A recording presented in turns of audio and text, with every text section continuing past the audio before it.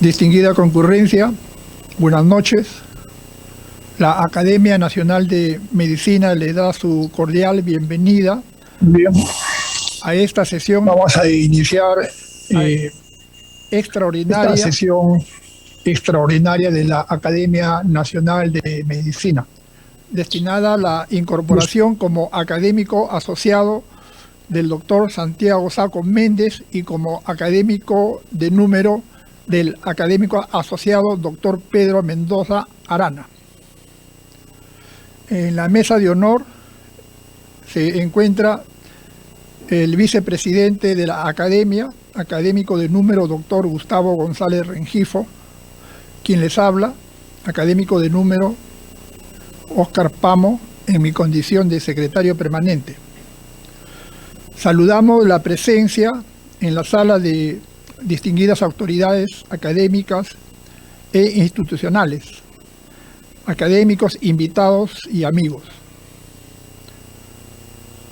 Procederemos a pasar lista simbólica de asistentes. Daniel Alcides Carrión. Presente. Señor vicepresidente, hay quórum. Lo invito a abrir la sesión. Se abre la sesión.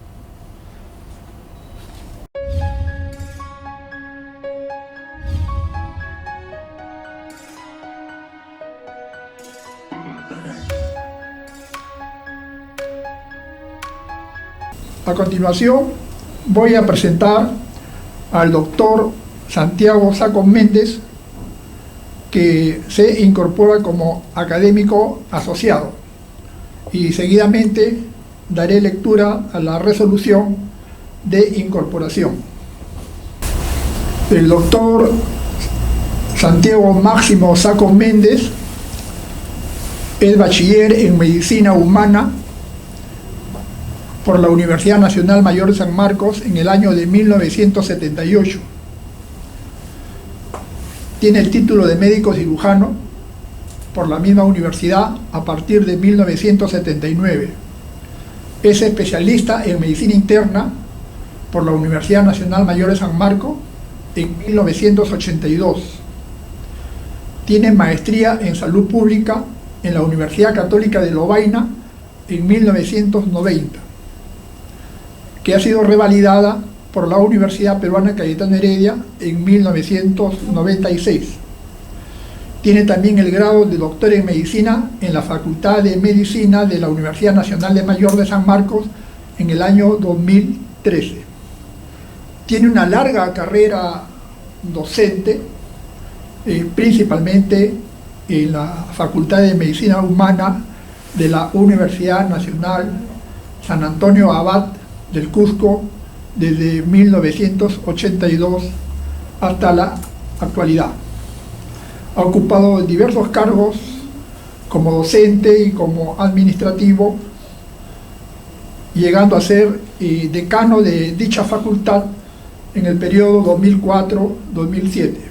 Actualmente se desempeña como director del Departamento de Medicina Humana de dicha universidad. Ha sido ponente de diversas conferencias en congresos, cursos, jornadas, tanto en el Perú como en el extranjero, y básicamente teniendo como eje la temática relacionada con la salud pública, atención primaria de salud, salud reproductiva. Precisamente sus investigaciones y publicaciones, tanto en revistas y en libros nacionales y extranjeros, han sido en esa temática. El doctor Sacco ha trabajado en diversas instituciones públicas en Cusco, La Oroya, Meñucay, actualmente en Cusco, y básicamente ocupando incluso muchas veces cargos administrativos, habiendo sido director general de la región de salud de la región Inca, director del Instituto Andino de Salud Pública, entre otros cargos. El doctor Sacco es miembro de instituciones como la Academia Peruana de Salud, la Asociación Latinoamericana de Medicina Social, de la Asociación de la Alianza Francesa del Cusco, miembro de la International Association of Health Policy de Canadá y miembro de la Asociación de Estudiantes Peruanos en Bélgica. Ha recibido diversas distinciones, en las cuales cabe destacar que tiene medalla y diploma de honor al mérito y al mérito extraordinario otorgado por el Colegio Médico del Perú, esta última en octubre del 2007. Asimismo, tiene el diploma de honor del Congreso de la República en el año 2018. Como ustedes comprenderán, este es un sumario de la larga trayectoria profesional docente del doctor Santiago Sacco. A continuación voy a dar lectura a la resolución número 009, Academia Nacional de Medicina 2022, considerando que el señor doctor Santiago Máximo Sacco Méndez reúne los requisitos estatutarios y reglamentarios para ser reconocido en la categoría de académico asociado de la Academia Nacional de Medicina, con el informe favorable del Comité de Calificaciones y Premios y la aprobación de la sesión de gobierno del 1 de febrero de 2022, se resuelve conferir al señor doctor Santiago Máximo Sacco Méndez la categoría de académico asociado, que se le reconocerá a partir de la fecha. Comuníquese y archívese. Lima, 9 de septiembre de 2022. Firman académico de número doctor Agustín Isa Stoll, presidente, y académico de número doctor Oscar Pamo Reina, secretario permanente. Invito al doctor Sacco a que pase delante, por favor.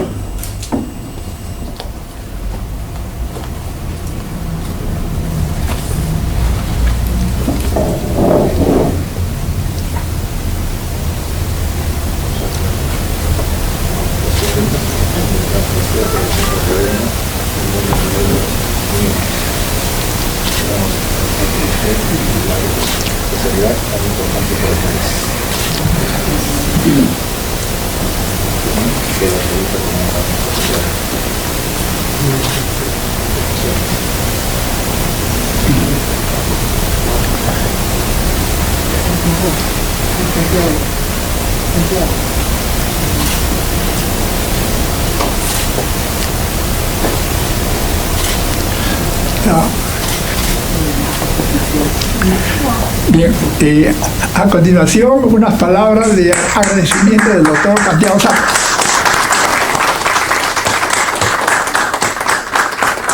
Muy buenas noches, primero con todos, con el señor vicepresidente de la Academia Nacional de Medicina, con todos los presentes, familiares, amigos, académicos.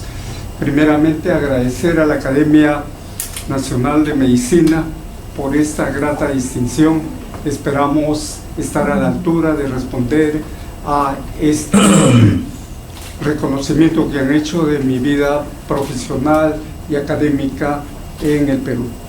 Muy agradecido, doctor Pamo, doctor González, y también un agradecimiento al presidente, al doctor Isa, que lamentablemente no está por razones de salud, a quien reconozco y agradezco con todo el apoyo que nos dio en el desarrollo de nuestras actividades. Muchas gracias, buenas noches.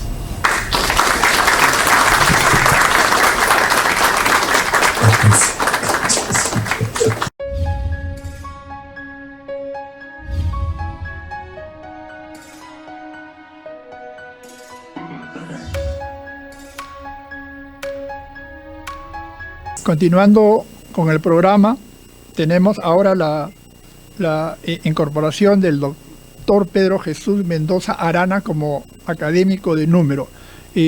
La presentación la va a realizar el presidente de la academia, el doctor Agustín Isa Stoll, a través de una filmación.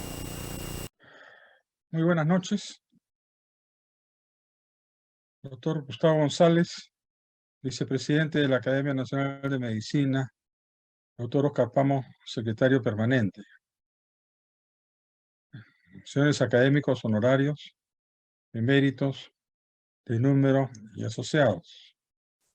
Un saludo a las señoras y señores que tienen la gentileza de acompañarnos en esta importante ceremonia de incorporación a nuestra más que centenaria Academia Nacional de Medicina. Quiero comenzar felicitando al doctor Santiago Sacco por su incorporación como académico asociado de la Academia Nacional de Medicina. Estoy seguro que el doctor Santiago Sacco, con su experiencia de conectar la atención primaria o el primer nivel de atención con la enseñanza de la medicina, cosa que ha hecho en la Universidad Santiago Abad, el Cusco, con reconocida eficiencia y mérito, que ha sido expresada hace poco por el vicepresidente o secretario de la Organización Panamericana Sanitaria, de la OPS, que en su discurso de clausura de un evento organizado por la Asociación Peruana de Facultades de Medicina, ocupó más de la mitad de su discurso resaltando las acciones que hacía el doctor Sacco en la ciudad del Cusco, como ejemplo de lo que las facultades de medicina debieran hacer en la relación entre la educación médica y la atención primaria o el primer nivel de atención. Bienvenido, doctor Santiago Sacco, a esta Academia Nacional de Medicina, y estamos seguros que su experiencia, su conocimiento, su bonomía serán importantes para que contribuya usted a desarrollar y a mejorar esta área importante de la actividad médica nacional. Dicho esto, quisiera presentar al doctor Pedro Jesús Mendoza Arana, quien se incorpora como académico de número de la Academia Nacional de Medicina. Lo hago con muchísimo gusto y a pedido del doctor Mendoza. Quiero excusar mi asistencia presencial a esta actividad y espero que relativamente poco tiempo pueda asistir presencialmente a las reuniones de la Academia.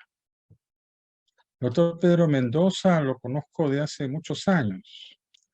Hemos tenido la oportunidad de trabajar juntos en varias instituciones con una gran amistad, con un respeto mutuo y con eficiencia en el desarrollo de sus actividades.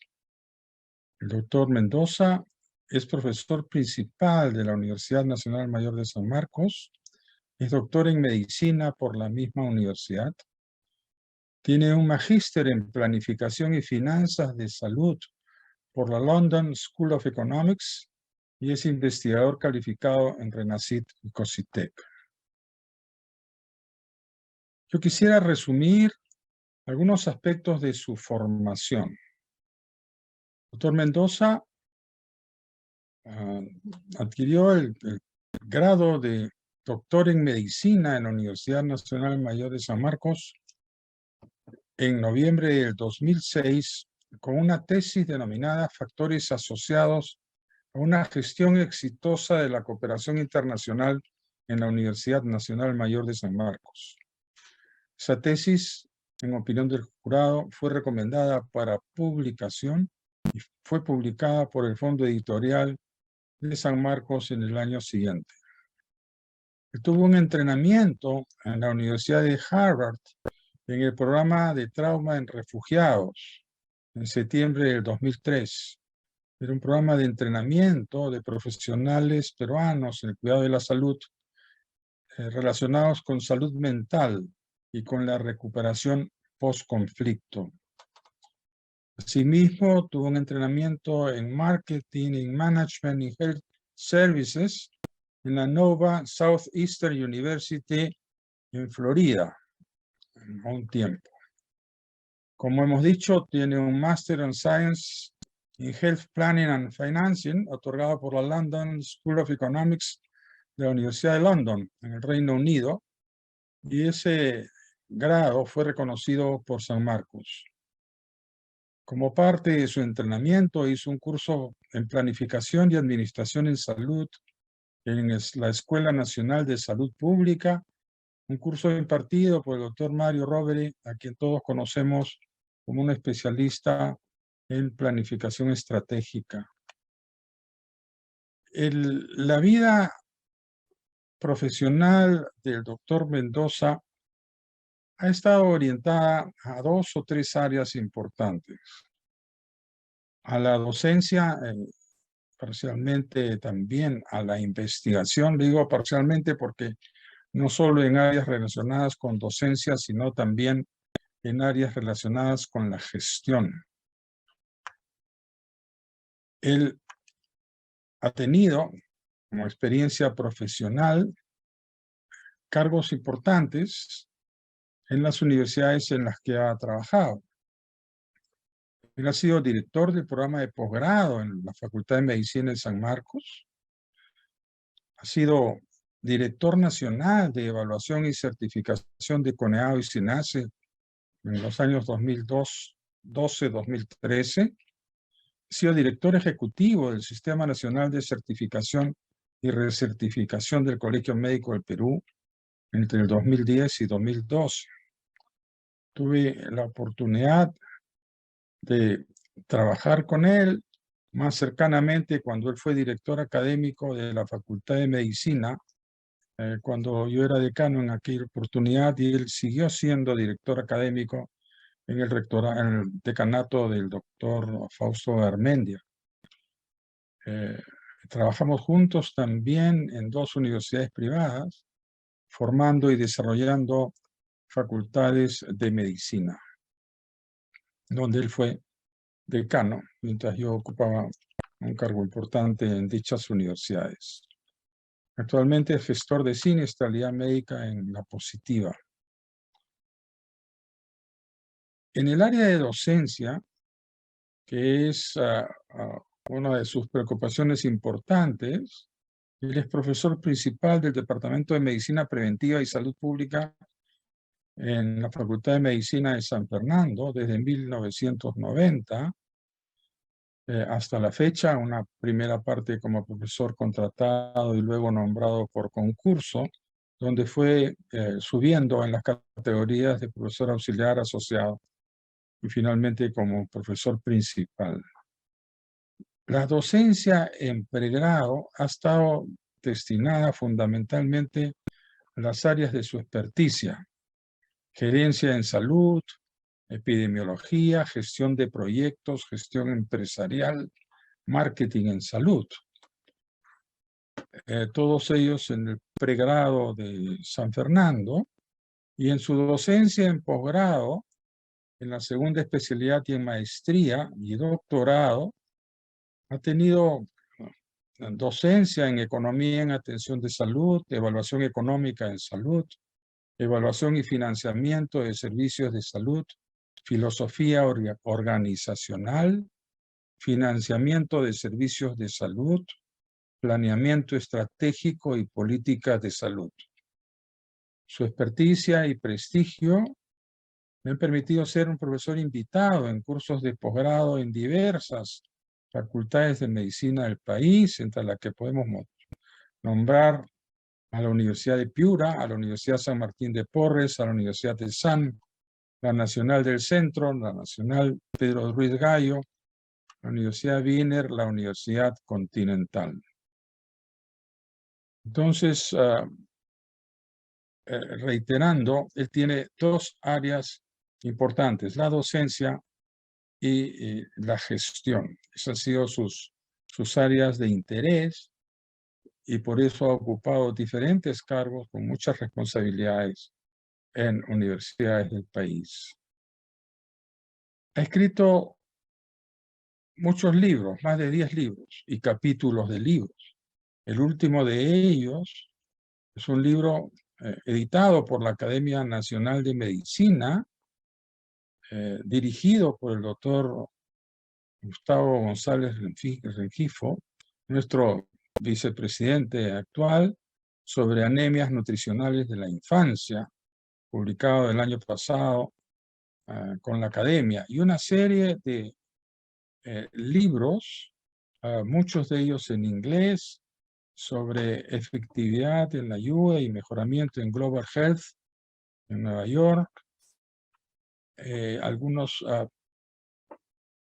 relacionados con trabajos en Perú, como avances hacia la generación de un consenso en el Ministerio de Salud, planeamiento estratégico para la gerencia de salud, economía de la salud e historia de salud en el Perú, internacionalización y la cooperación universitaria, gestión de la cooperación en la universidad, carrera sanitaria, planeamiento estratégico en la gerencia de salud, economía de la salud, internacionalización y gestión de la cooperación universitaria, gestión de cooperación de la universidad,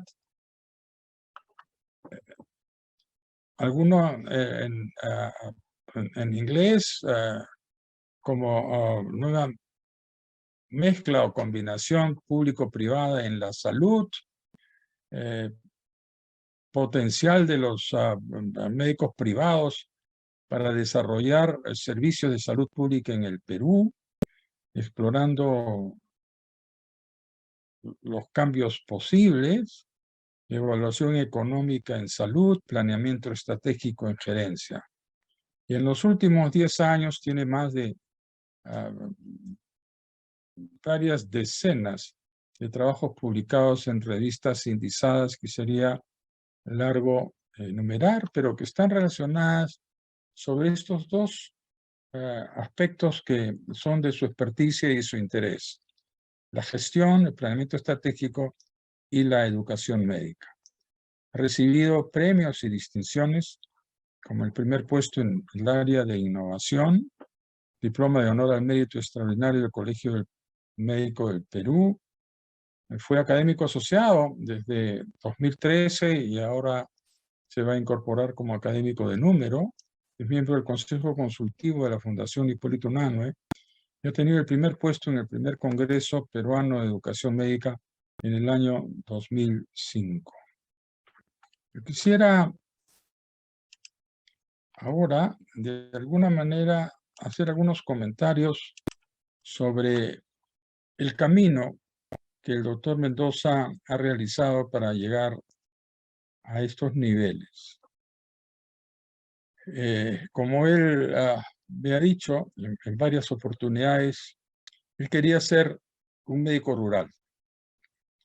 Y en el SERUM, como él mismo lo manifiesta, no tuvo mayores problemas en lidiar con problemas clínicos, ginecobstétricos y de cirugía menor que requirieron sus pacientes, en ese SERUM que hizo él en Chavín.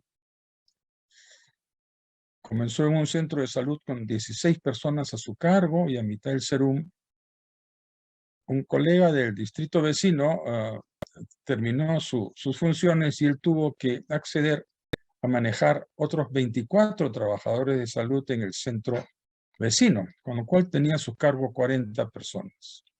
Creo que esa fue una experiencia importante para que él viera la necesidad de que no solamente los serumistas, sino los médicos en general que trabajaban en centros de salud tuvieran entrenamiento en gestión. Creo que eso le abrió el camino para ser de repente un médico rural con gestión en centros de salud. Pero el entrenamiento en las facultades de medicina era un entrenamiento para gestión en hospitales de mayor complejidad. Y ese era un vacío que en los centros de salud no solamente experimentó él, sino experimentaron muchos serumistas que iban y se encontraban con un centro de salud y no tenían los conocimientos necesarios para hacer gestión. El SERUM, como todos sabemos, un programa interesante, importante, que permitía que los médicos conocieran el Perú, tuvo también sus inconvenientes de enviar médicos jóvenes sin el apoyo necesario y sin seguro médico, lo que trajo algunas consecuencias inconvenientes que en este momento no es el caso analizar. Esta circunstancia, entonces, asociada a la presencia de Sendero Luminoso en Chavín, hizo que el doctor Mendoza no pudiera seguir ya en esa región. Los médicos, recordemos, eran amenazados, los médicos jóvenes también. Muchos médicos peruanos jóvenes que fueron a esas regiones tuvieron que salir corriendo ante la amenaza de este grupo que azotaba a los pobladores inicialmente de la sierra peruana. A pesar entonces de su interés en ser un médico rural, tuvo que regresar a Lima e intentó buscar un posgrado en gerencia. Comenzó a buscar un posgrado en gerencia y simultáneamente también comenzó a estudiar inglés en el Británico. Esta doble circunstancia de entrenarse en inglés y tener un interés ya en la gestión, le permitió presentarse para una beca en planificación y finanzas de salud de la famosa Escuela de Salud, de Higiene y Medicina Tropical de Londres. Este grado es un grado importante porque estaba en tándem con la Escuela de Medicina Tropical y la Escuela de Economía de Londres, una escuela mundialmente conocida, con la presencia importante de profesores y economistas de prestigio mundial. Pero eso le permitió conocer dos cosas. Primero, que el conocimiento estaba expresado, como todavía sigue hasta el momento, en idioma inglés. Y los investigadores latinoamericanos que publicaban en castellano eran prácticamente desconocidos. Esa experiencia hizo que el doctor Mendoza entendiera que era importante que los peruanos publicaran en inglés, sobre todo en áreas de gestión donde no habían muchas publicaciones, y le permitió también retomar su contrato en la Universidad de San Marcos y luego en concurso público ganar la plaza de profesor auxiliar nombrado. Y como hemos comentado hace unos minutos, luego por concursos sucesivos ascendió a la categoría de profesor asociado y de profesor principal. De tal manera, como él mismo dice, su vida siguió dos canales paralelos en los que se sigue manteniendo como docente y con su formación por la planificación y la gestión, le permitió de un lado seguir ascendiendo en el Departamento de Salud Pública en la Facultad de Medicina de San Fernando y de otro lado diversos puestos de gestión universitaria y gestor de salud, ya sea asumiendo responsabilidades en entidades públicas o privadas, o desarrollando consultorías y asesorías igualmente tanto en entidades públicas como privadas. Este es un aspecto importante en la evolución académica y profesional del doctor Mendoza. Ha participado en varias asesorías, tanto de nivel público como a nivel privado, y le ha permitido desarrollar su experiencia, su experticia en aspectos de gestión y de planificación. Como parte de su entrenamiento previo antes de ir a Londres, como hemos dicho, él hizo el curso nacional de salud pública, que era dictado por un experto latinoamericano, y ese sistema, como él mismo lo dice, fue muy competitivo y muy importante. La formación entonces del doctor Mendoza le permitió ser solicitado, participar en el equipo técnico del Ministerio de Salud en un área de capacitación en apoyo a la gestión a nivel nacional y retomar sus actividades docentes en San Marcos.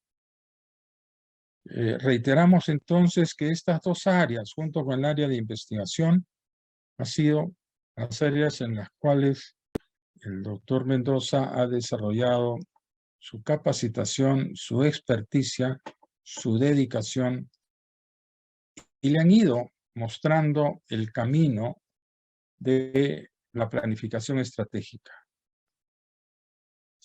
Desde su época estudiantil, como él mismo le comentaba, le ha traído la investigación y al graduarse ha tratado de cultivarla siempre. Más que sus problemas epidemiológicos, más que los problemas epidemiológicos nacionales, su interés está más destinado en el área de su trabajo cotidiano, en el área de gestión. Y entonces el evaluado ha ido evaluando el comportamiento de búsqueda de la atención como el de los profesionales, y eso lo ha hecho profundizar en temas de comportamiento y de cultura organizacional que le han permitido que él tenga una comprensión más adecuada de los elementos más instrumentales, referidos, por supuesto, a los planes y programas. Eso ha hecho de que él publique algunos trabajos, como él mismo me dice, mucho menos de los que hubiera querido, pero sin duda un número importante. Yo conversaba con él y le decía, pero, porque lo conozco, ¿qué prefieres, trabajar individualmente o trabajar en equipo?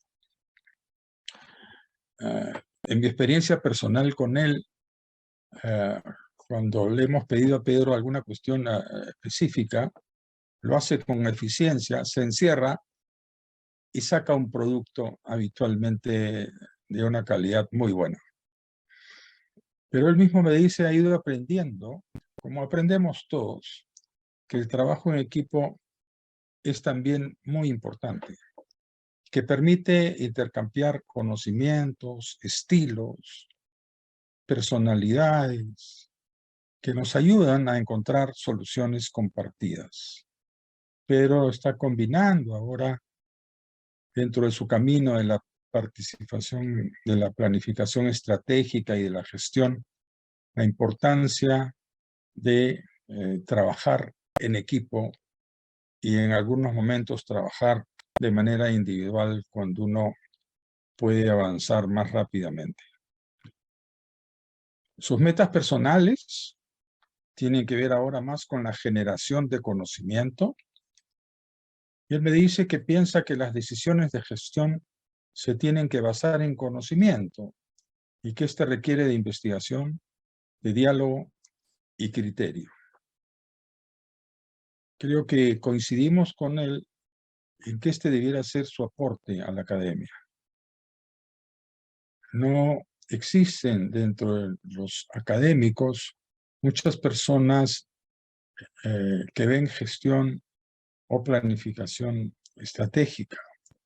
Creo que ese es un área que la academia puede desarrollar con la ayuda del doctor Mendoza, y es un encargo que va a tener para que junto con otros académicos interesados en esta área nos puedan ayudar a la planificación propia de la academia, una academia que tiene que acoplarse a los cambios del siglo XXI y que tiene que mantener obviamente todo lo bueno que han hecho diferentes juntas directivas a lo largo de su vida institucional.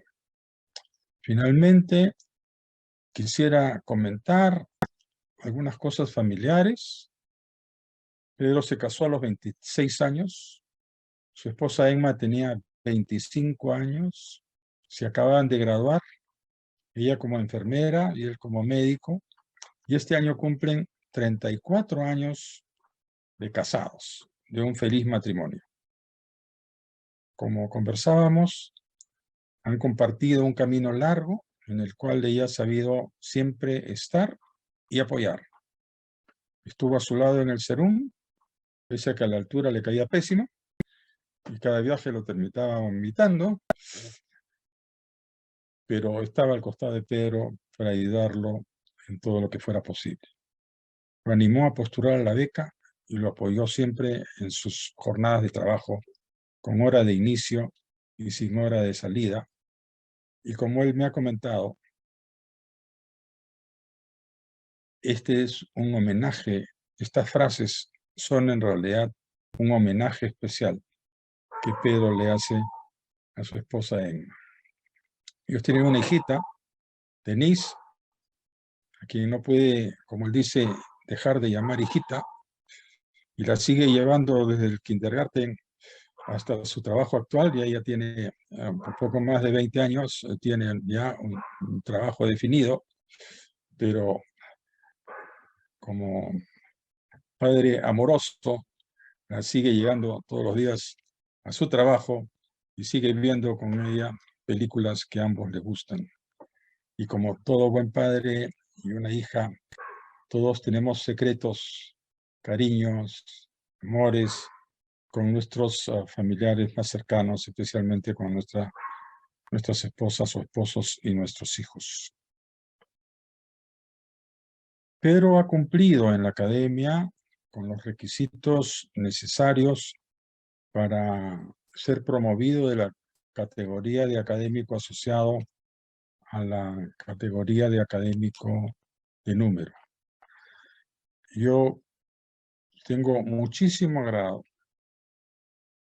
de que Pedro me haya permitido y solicitado que haga su presentación, y espero de él una participación bien activa en la Academia Nacional de Medicina. Tiene los méritos suficientes, la inteligencia y la preparación necesarias para que pueda ayudarnos en que la Academia de Medicina, como debe ser, sea cada vez mejor. Les agradezco a todos ustedes por haberme escuchado. Muy buenas noches. Muchas gracias.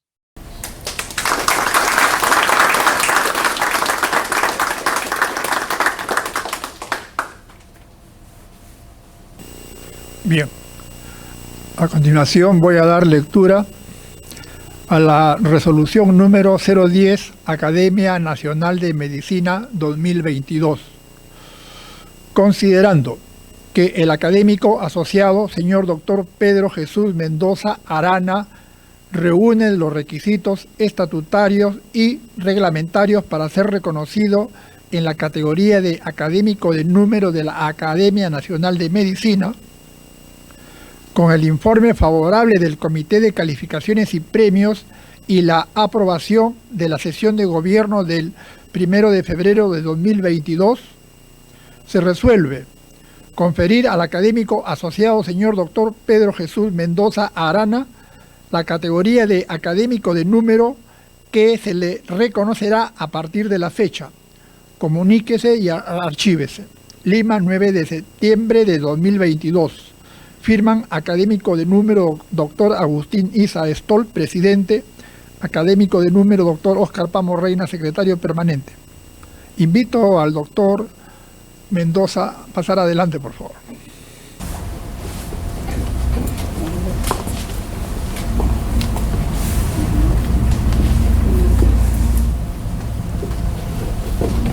Mendoza, gran honor para nuestra academia que usted haya sido promovido a la máxima categoría de académico de número. Confiamos mucho en su labor, que representará lo que la academia representa en nuestra país.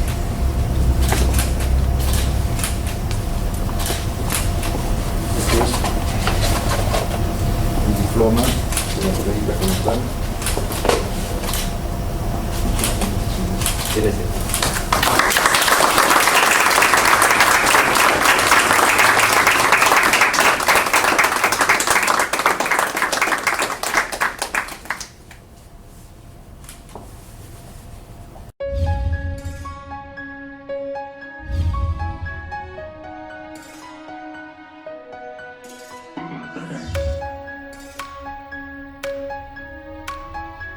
Invito al doctor Pedro Mendoza Arana, quien va a hacer el elogio del académico emérito doctor Jorge Castelo Castelo. Y a continuación presentar su trabajo de incorporación titulado Investigación en Educación Médica. Adelante, doctor Mendoza.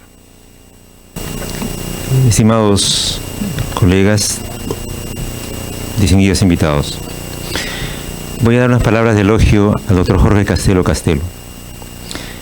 Ciertamente me resulta extraño presentar al doctor Castelo ante personas que lo han conocido mucho mejor que yo. Así que en lugar de tratar de presentarlo, voy a compartir con ustedes algunas vivencias que guardo de él. En el año 62, el año que yo nací, don Jorge fue nombrado por concurso como profesor auxiliar en San Marcos, donde fue además con los años coordinador del Departamento de Medicina Preventiva y Salud Pública entre 1985 y 1990. Si bien el puesto era de coordinador formalmente, don Jorge decía que un coordinador no podía disponer, indicar, ordenar. Entonces él hizo su sello como coordinador jefe y así lo desempeñó. Más adelante formalizaron que era jefe de departamento, en la actualidad es director de departamento. Conclusión, don Jorge fue un adelantado a su época. A la par de su labor docente en San Marcos, don Jorge desempeñó diversas posiciones en la Escuela de Salud Pública durante casi 20 años, donde fue su director general entre 1983 y el 85. Yo recuerdo mucho conversar con don Jorge en esa época acerca del posgrado en Salud Pública en San Fernando. Él desempeñaba como director general ese puesto en la Escuela de Salud Pública y su forma de resolver el dilema fue decir que la universidad, la Facultad de Medicina, debía formar a los médicos y a los especialistas y dejar el tema de los grados y la parte de maestrías a la Escuela de Salud Pública. Y de hecho durante su gestión así fue. Es más, consecuente con ese tema de la especialidad, él fue parte del primer comité de especialidad de la especialidad llamada Medicina Integral y Gestión en nuestra universidad, que después con el tiempo se convirtió en la actual especialidad de Gestión en Salud. Él se dedicó a la parte de programación hospitalaria y si bien es cierto trabajó mucho a la parte de normas, tenía una frase. Él decía siempre, las normas no son hormas, haciéndonos notar que las normas se hacen para eso, para conducir, para orientar, no para constreñir, no para limitar. En 1986 tuve la oportunidad como estudiante de participar en un congreso fuera del país. Como estudiante no tenía muchos recursos. Don Jorge un día me llamó a su oficina y me dijo, Pedrito, sé que usted viaja fuera del país y tengo algo para usted. Y me obsequió un ejemplar de una revista que ya no existe ahora, que se llamaba Educación Médica y Salud. Dentro de esa revista había un monto de dinero considerable, a mi juicio. Yo traté de devolvérselo, ¿no? Dije que no me parecía. Y me dijo, Pedrito, usted necesita ese dinero más que yo. Solamente le pido que me disculpe de no darle dólares, porque ese monto de ahí, que usted lo ve muy grande, fuera del país, la verdad no vale mucho. En 1990, ya como médico, regresé a dar el SERUMS, como lo ha reseñado don Agustín, y me encontré con don Jorge. Y me dice, Pedrito, ¿qué hace usted por acá? Le iba haciendo unos papeles, ya regresé del SERUMS. Me dice, ¿y no quisiera usted trabajar de profesor? Y yo le digo, pero don Jorge, si yo recién estoy aprendiendo. Bueno, me dice, no se preocupe, acá le vamos a enseñar. Fue gracias a él que me incorporaron como profesor contratado en el año 90 y desde entonces ya no he cesado mi actividad docente, especialmente en San Fernando. Él dictaba el curso que se llamaba en esa época Elementos de Administración y Planificación y lo hacía a la modalidad antigua, es decir, él solito dictaba todas las clases teóricas. A los profesores, yo pues era el calichín y todos mucho mayores, nos sentaba así en la primera fila toditos, a que escuchemos todas sus clases, todo el curso. Él hacía todo el curso. Viendo la repetida fue un gran honor, la verdad, porque tenía la experiencia que creo que yo y muchos de los que estábamos ahí tampoco teníamos, y más bien aprendimos mucho de él. En noviembre de 2005, el entonces académico asociado Jorge Castelo fue incorporado como académico de número, y su trabajo de incorporación fue Bases para un Proyecto Nacional de Salud, y su elogio fue para el doctor Adolfo Viso Solner. En realidad creo que la elección del tema de incorporación como numérico fue un buen resumen de lo que él quiso para su vida. Él siempre soñó con un sistema nacional unificado de salud, un sistema en el cual se preocupara por la salud de la población y mejorara la situación de salud. Como él siempre nos decía a los jóvenes, la situación de salud es simplemente la situación social, solamente que vista con los ojos de alguien que hace salud. Estos son algunos recuerdos que tengo de don Jorge y que presento a ustedes en este elogio, y tengo simplemente su imagen en mi retina, siempre él caminando por San Fernando, todo alto, garboso, siempre con terno y siempre con su maletín. Muchas gracias, don Jorge. Muchas gracias a todos por su atención en este elogio.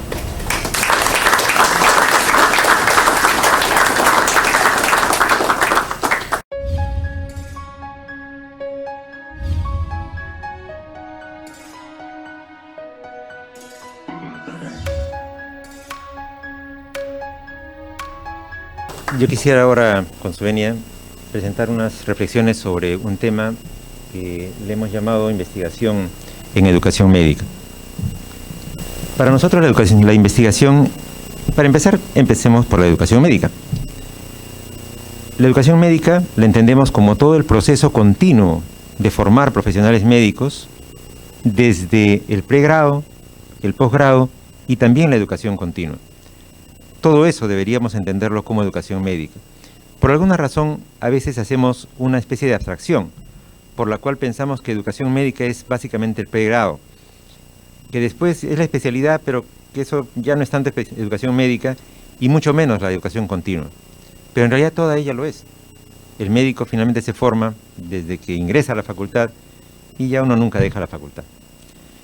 Pero además, la educación médica no solamente implica los actos docentes, sino también la gestión de las instituciones en las cuales esos actos docentes se producen. Mucho de la manera como se comportan los alumnos y cómo nos comportamos los docentes depende de las decisiones que toman las autoridades, de las entidades en las cuales estamos. Y muchas veces eso no se estudia, no se comprende, simplemente se hace. A su vez, lo que hacen esas instituciones depende de las políticas que otras entidades hacen. Tenemos ahora el ejemplo patente de SUNEDU, de CINEACE,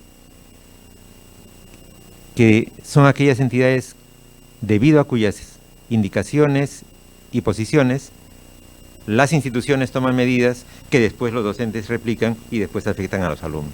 Entonces, si pensamos en educación médica y por lo tanto en investigación en educación médica, deberíamos de pensar desde la investigación que va al acto docente hasta la investigación que tiene que ver con estas decisiones de los grandes reguladores. La siguiente, por favor. ¿Qué es lo que se hace en el mundo en el tema de educación médica? La siguiente. Bueno, la educación médica, como toda investigación, requiere canales, requiere revistas. Hay revistas especializadas. ¿Puede retroceder? Creo que hay una antes de esta. Sí, hay revistas especializadas en educación médica. La más prestigiosa es la Academic Medicine, que es la revista, el órgano oficial de la Asociación de Escuelas de Medicina de Estados Unidos. Su factor de impacto es 7, bastante lejos de otras revistas que también están especializadas en el tema. La siguiente. Pero muy por debajo del factor de impacto del New England Journal o del JAMA o del Lancet, que están pues 10 veces por encima, ¿no? Sobre todo el New England, y que también publican artículos de educación médica. Siguiente. Este es un estudio que se publicó en el 2018, que hace una periodización desde el año 65 de cómo ha evolucionado la educación médica. Y ha identificado más o menos 5 etapas que ustedes ven allí, con nodos temáticos que caracterizan cada una de ellas. La siguiente. En sus primeros años, que ellos le han llamado la fase de despertar, eran temas muy puntuales, que luego se van madurando, van empezando a tocar temas de atributos como competencias profesionales. Luego, en los años 90, temas de metodología de la investigación, que es algo que habitualmente caracteriza la madurez de un área de investigación. Cuando los investigadores, en lugar de investigar el tema, empiezan a tratar de perfeccionar sus propios métodos de investigación y a criticarlos. Y a partir del año 97 en adelante, ya en lo que llaman estos autores la fase de madurez y de expansión, se empiezan a centrar nuevamente en temas ya centrados en los resultados y finalmente en toda esta explosión tecnológica aplicada a la educación médica. La siguiente. Bueno, no nos vamos a molestar mucho con esto, simplemente si ven cada casillerito, es como en esas fases van explotando los nodos temáticos que ya hemos mencionado. La siguiente. Esto, lo mismo. La siguiente.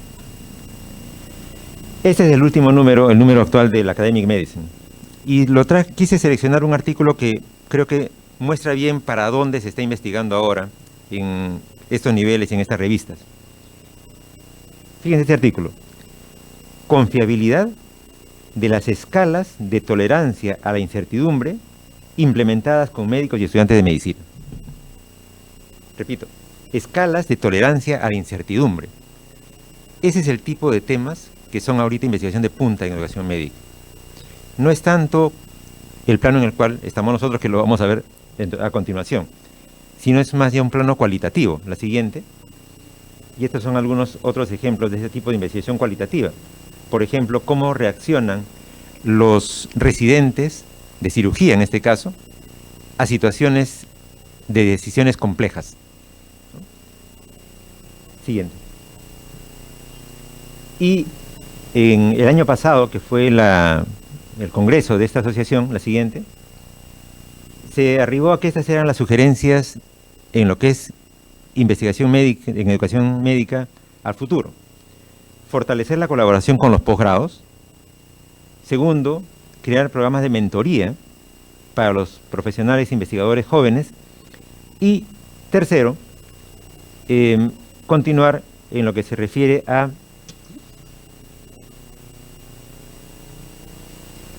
lo que viene a ser ahora el conocimiento, la investigación translacional, que se le está llamando, ¿no? O sea, cómo aplicar la investigación lo más temprano posible y lo más práctico posible. La siguiente. Mami. Me atacaba ahí. Tendencias nacionales en investigación médica. Siguiente. Para esta presentación hice una pequeña revisión en Scopus. Artículos publicados con las palabras clave Educación Médica, Perú, en Scopus, desde el año 65 hasta la actualidad. Y fíjense lo siguiente. Hasta el 2011, la publicación en Scopus de artículos sobre investigación en educación médica peruanos era anecdótica. Décadas sin artículos. Del 2011 para acá, empieza una publicación sostenida con un pico en el 2014 y que después tiene ya un plató, ¿no? Es una producción ya sostenida. Yo imagino que los partidarios de la ley universitaria deben decir, pero claro, pues es el 2014 la ley universitaria nueva. Y bueno, yo también soy un partidario de la ley universitaria actual, sin retrocesos. Pero creo que eso es ya muy optimista. Porque cualquier publicación para que se publique el 2014 fue hecha el 2013, 2012. Entonces eso no fue por la ley. Pero debe haber habido, Cineace, por ejemplo, ya estaba operativo en esa época, los temas de acreditación de las facultades. Es posible que eso sea, bueno, alguna explicación, habrá que seguir buscando cuál es la explicación de esto. Ahora, esto es de docentes. Claro, uno dice, bueno, entonces es algo que afectaba a los docentes. Pero, la siguiente, este es un artículo bonito de las publicaciones hechas por los estudiantes de medicina en Scopus. Y es bien parecida a la curva. Entonces, algo era más general que afectaba a las facultades y que de alguna manera ha hecho que del 2010 para acá o de 2011 para acá tengamos mayor presencia en Scopus. La siguiente. Ahora, estas son las revistas en las cuales se publicó más de un artículo, ¿no? Hay muchas otras, pero solamente hubo un artículo por revista. Si se fijan de toda esta lista, solamente hay dos, el Plus One y Helion, que son en inglés. Todas las demás son en español. Lo cual me lleva a una reflexión que ya la comentó también don Agustín, una preocupación mía, un trauma que me hicieron en Londres. Y es que si nosotros publicamos en Scopus, pero publicamos en Scopus en español, entonces tenemos puntos por publicación en Scopus, pero no nos van a leer. Por más que nos duela, no nos van a leer. La siguiente. Yo he puesto acá los artículos más citados usando un indicador sencillo que es número promedio de citas por año para los artículos. El más citado fue, o los dos más citados de este grupo de Scopus, fueron el artículo de Percy Maita en el 2019 sobre producción científica y licenciamiento, que muestra un poco que hay una correlación directa entre las universidades o las facultades de medicina que ya se estaban licenciando y la duración de su licenciamiento y la producción científica que tenían. Y el 2014, el artículo de Pereira, que se llama Publicación y factores asociados en docentes universitarios de investigación científica de escuelas de medicina del Perú, que es un artículo bien duro, porque muestra que una de sus conclusiones principales, de los docentes, porque ese se refiere a los docentes de investigación científica, no a todos los docentes, de los docentes que enseñan investigación científica, el 40% no tenía ni una publicación. Tema para reflexión. Siguiente. Ya esos son más detalles de lo mismo. Siguiente. Siguiente. No, ¿puede retroceder, por favor? Acá hay una bien interesante también, en esa misma línea, del 2017, que se llama Producción Científica de los Vicerrectores de Investigación.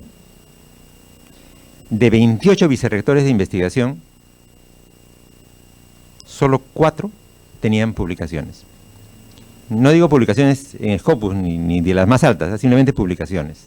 24 de 28 no tenían publicaciones.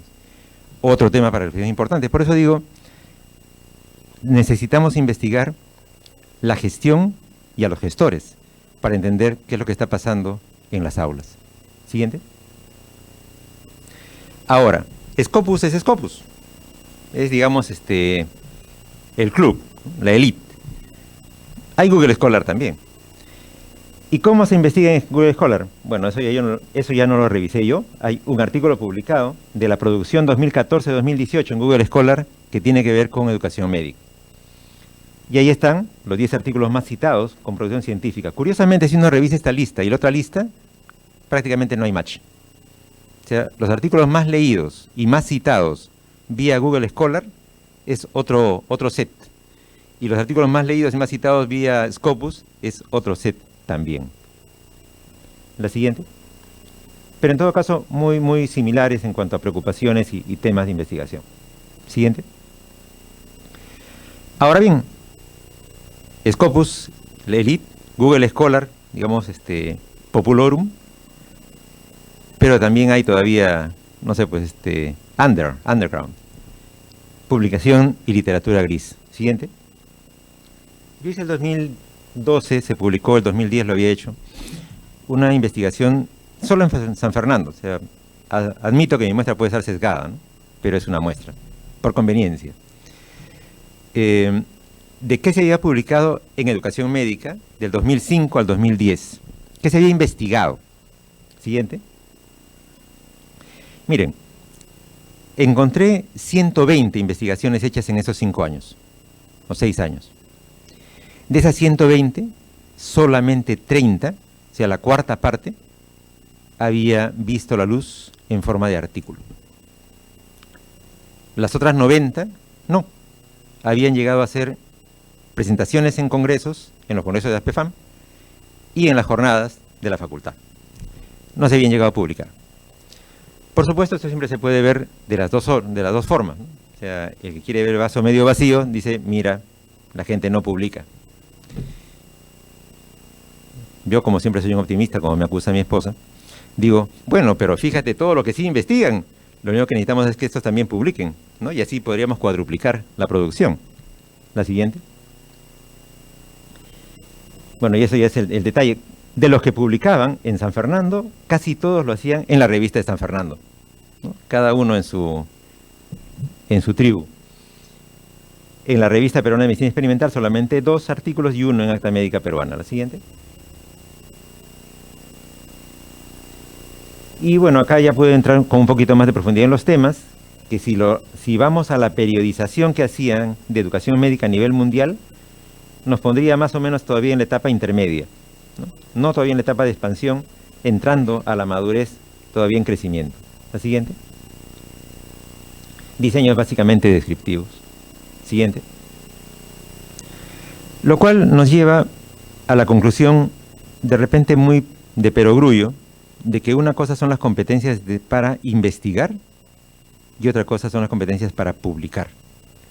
Hay colegas que investigan mucho y publican muy poco. Hay colegas que investigan casi nada y publican mucho.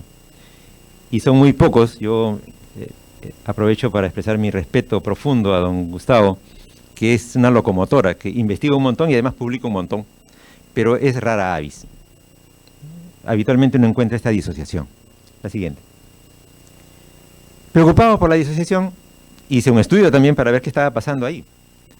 Pero mi error, bueno, ahora lo recuerdo, 10 años después, como dicen, después todo el mundo, después de la lluvia todos son marineros o algo así.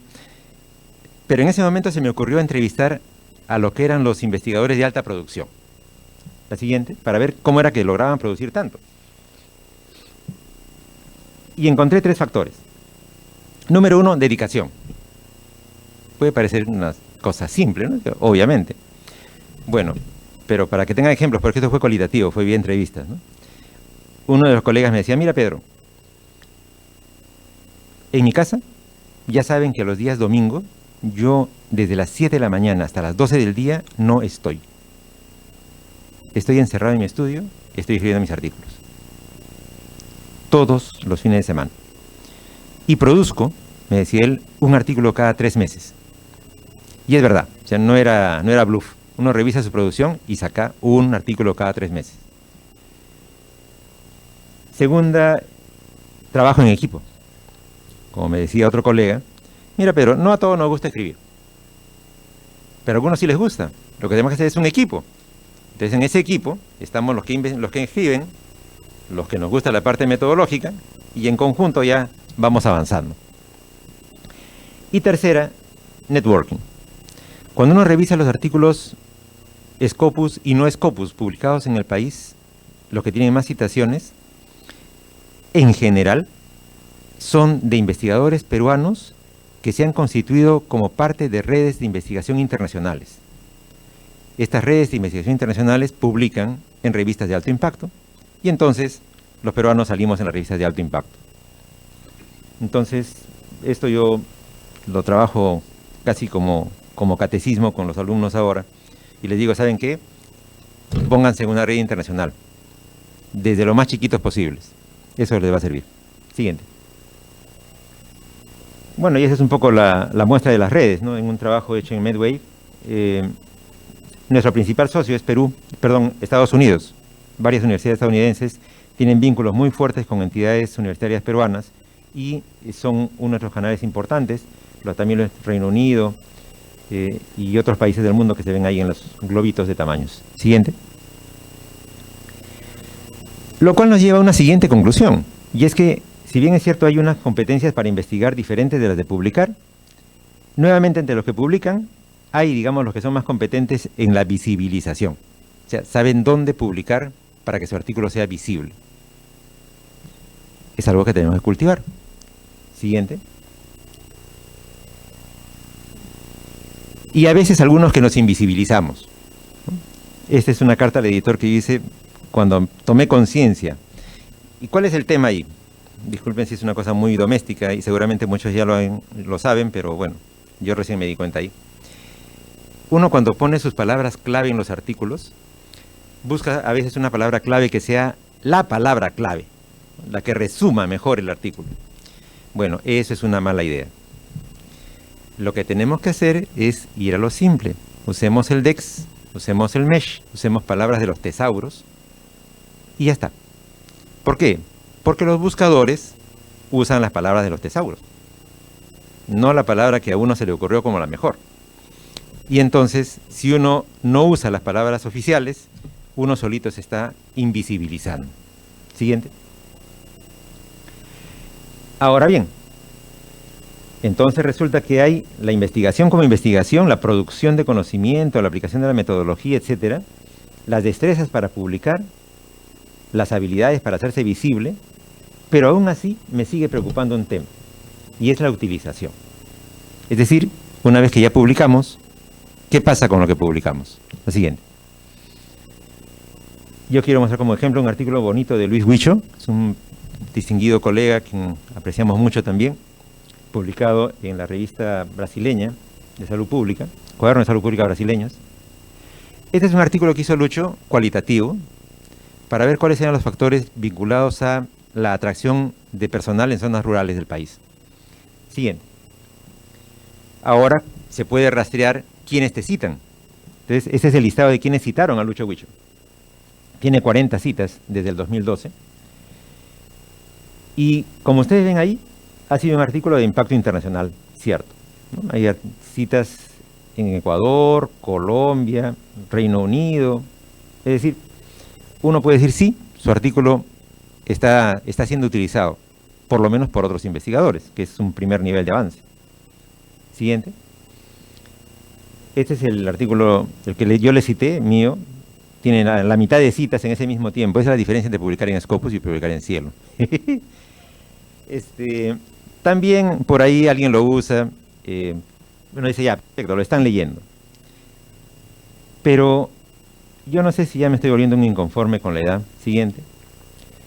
Pero creo que eso no es suficiente. Siguiente.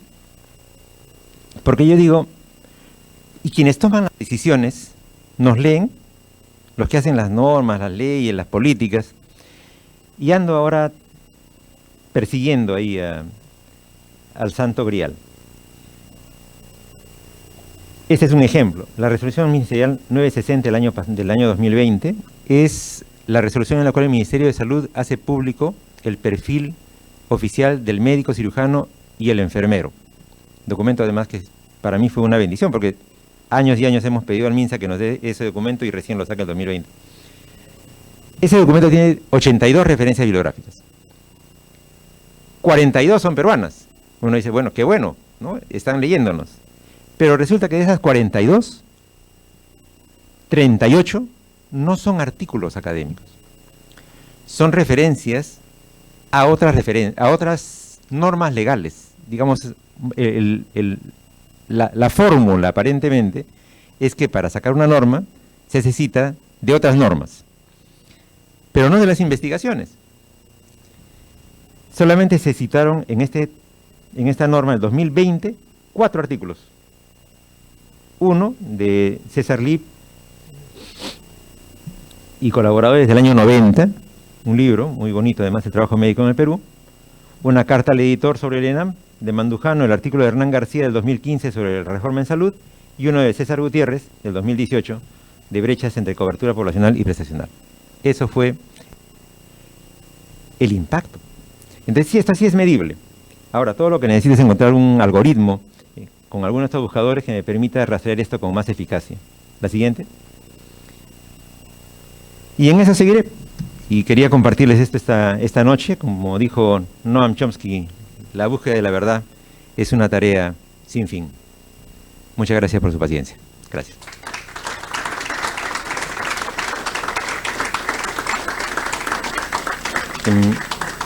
Yo quisiera, con la venia del presidente y del secretario, robarles 30 segundos para mencionar algunas personas que quiero agradecerles el poder estar aquí ante ustedes esta noche.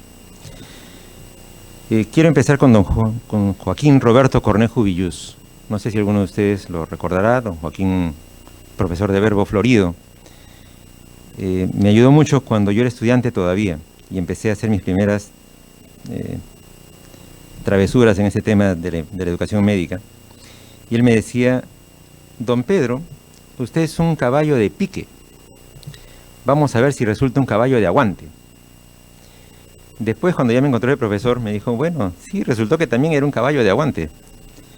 Me ayudó mucho don Joaquín, en paz descanse también.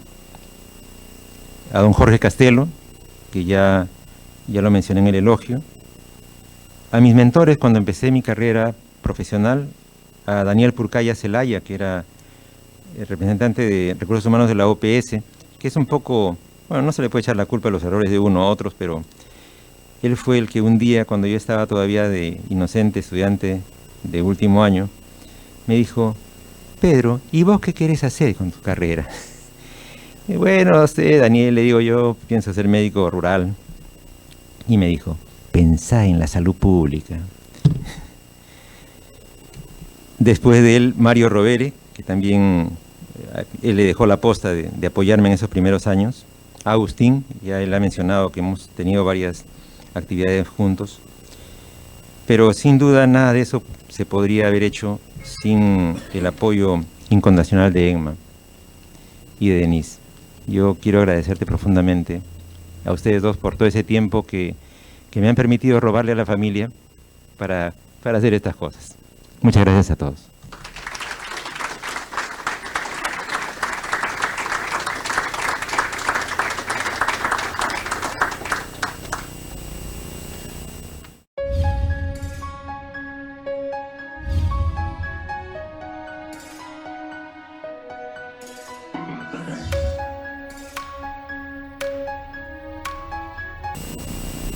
Bien, a continuación, las palabras del vicepresidente de la Academia Nacional de Medicina, académico de número doctor, Gustavo González. Muy buenas noches, señores miembros de la Junta Directiva, académicos de número, académicos asociados, académicos correspondientes, eméritos, honorarios, académicos incorporados, doctor Santiago Saco, académico promovido, doctor Mendoza, Pedro Mendoza, familiares, amigos de nuestros queridos académicos incorporados el día de hoy. Es para mí muy grato estar presente en forma circunstancial, presidiendo esta sesión extraordinaria de la Academia. Ya el doctor Isa ha manifestado que está en recuperación en su estado de salud. El ingresar a la Academia es un estado que para cualquier profesional en cualquier parte del mundo es el estatus máximo. Es la aspiración máxima que puede sentir ser reconocido entre sus pares como un académico. Y la Academia Nacional de Medicina se constituye el día de hoy en la reserva moral de la medicina. La Academia Nacional de Medicina inicia sus funciones en momentos sumamente difíciles. Se crea a partir de la Academia Libre de Medicina en el año 1884 y el 2 de noviembre de 1888, por ley de la República, firmada por el presidente Andrés Amelino Cáceres, se transforma en Academia Nacional de Medicina. Fíjese, estábamos terminando la guerra con Chile. La medicina en ese siglo era sumamente difícil. Con la independencia en el año 1821, se cambia de nombre del Colegio San Fernando al Colegio Independencia. Hubiéramos pensado que esto significaba darle toda una fuerza institucional, una fuerza del país para el desarrollo de la medicina del Perú, pero no fue así. La medicina en ese entonces estaba 100 o más años atrasado a la medicina de Europa.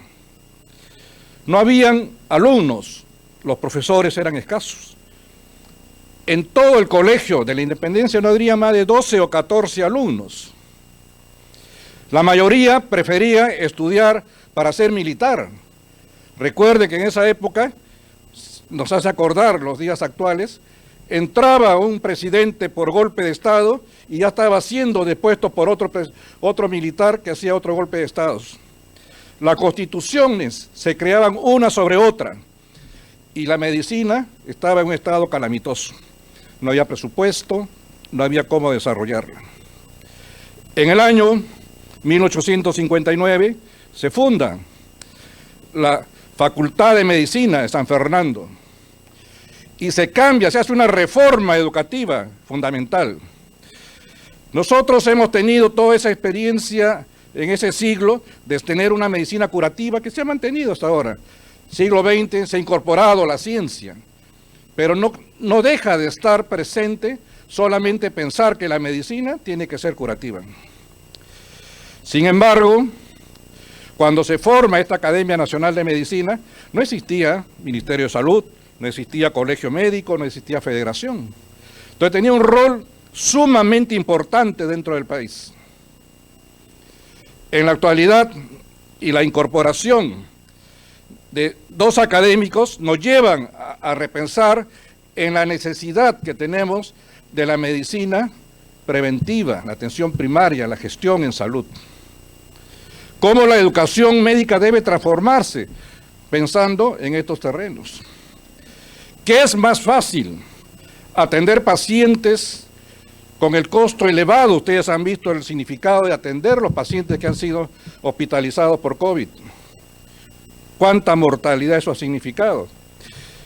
Para dar un ejemplo, un niño que nace con bajo peso, menor de 2.500 gramos a término, o pequeño para edad gestacional, en su vida futura tiene un riesgo muy alto de hacer diabetes mellitus, dislipidemias, síndrome metabólico, enfermedades coronarias, cáncer. ¿Cuánto cuesta para el sistema de salud?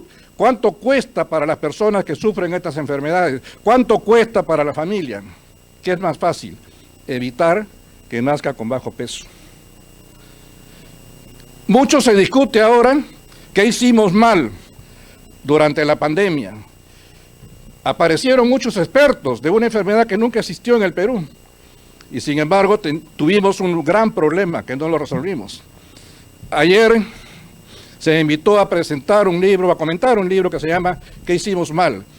Y hay una expresión que dice, el Perú es el país con la mayor mortalidad por COVID-19 de todo el mundo. Y presentaron unos datos y el segundo era Bélgica.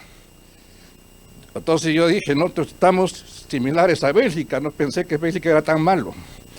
Pero eso no es cierto.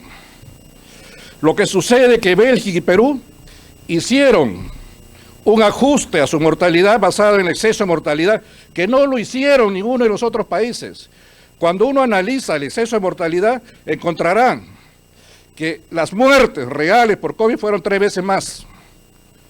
Entonces, si uno separa los periodos del cambio en que se incrementó por ese ajuste la mortalidad, que fue al 31 de mayo del 2021, que nosotros tuvieron 3 cambios. Primero de 10.000, de tal manera que nosotros teníamos 170.000 casos al 31 de mayo, ahí subieron 110.000 más, y subió a 180.000 muertos. De mayo hasta el día de hoy, solamente han aumentado 30.000 casos más. Y cuando uno analiza en qué puesto está el Perú, desde el 1 de junio de 2021 al 14 de agosto que se hizo el análisis, encuentra que el Perú está en el puesto 39. Mucho más abajo que Estados Unidos, mucho más abajo que Chile. Entonces la pregunta, ¿estamos mejor que ellos? Entonces, esto es importante tener en cuenta cuando nosotros estamos hablando de números. Con números uno puede expresar muchas cosas, pero también, si no somos conscientes de que el número no significa toda la realidad que es, podemos confundirnos y hacer malas disposiciones, malas políticas, que eso hace más daño que bien al país. Por eso que la incorporación hoy día del doctor Saco, distinguido médico cusqueño, el doctor Pedro Mendoza, que hemos tenido la oportunidad de trabajar juntos. Me acuerdo, lo conocí, tuvimos una reunión también con el doctor en la OPS para hablar sobre la anemia. Hicimos un seminario sobre anemia, hicimos un libro. Y ahora nos dimos cuenta que ¿qué estamos haciendo mal ahí? Que le estamos dando hierro a los no anémicos, con la idea de prevenir. una anemia.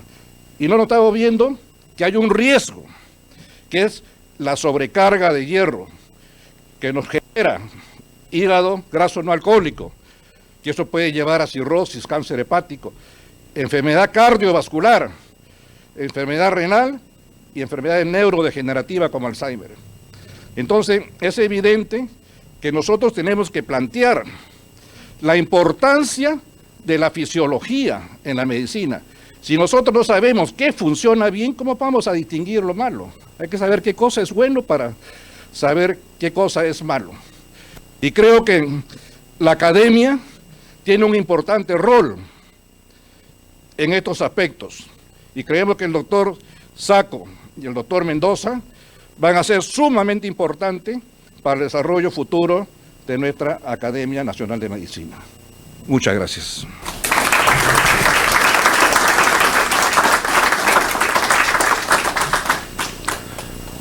Bueno, voy a anunciar los eventos más cercanos que tenemos.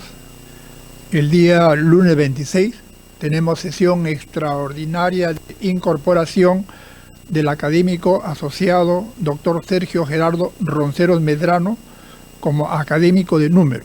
Es una ceremonia presencial y también virtual. La hora 7:30 de la noche en este mismo lugar, en principio. El día miércoles 28, desde la ciudad de Arequipa, hay una conferencia, Calentamiento Global y Contaminación Ambiental, por el académico de número, doctor Julio Chirinos Pacheco. Hora 8 de la noche y va a ser por vía Zoom. Oportunamente le haremos llegar el link. Señoras y señores, el programa de esta sesión ha concluido. Agradecemos su presencia e invito al señor vicepresidente a levantar la sesión.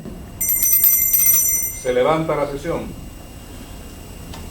Están todos ustedes invitados al cóctel que se servirá en el salón adjunto.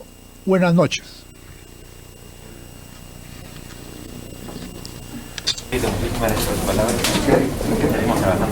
Claro que sí.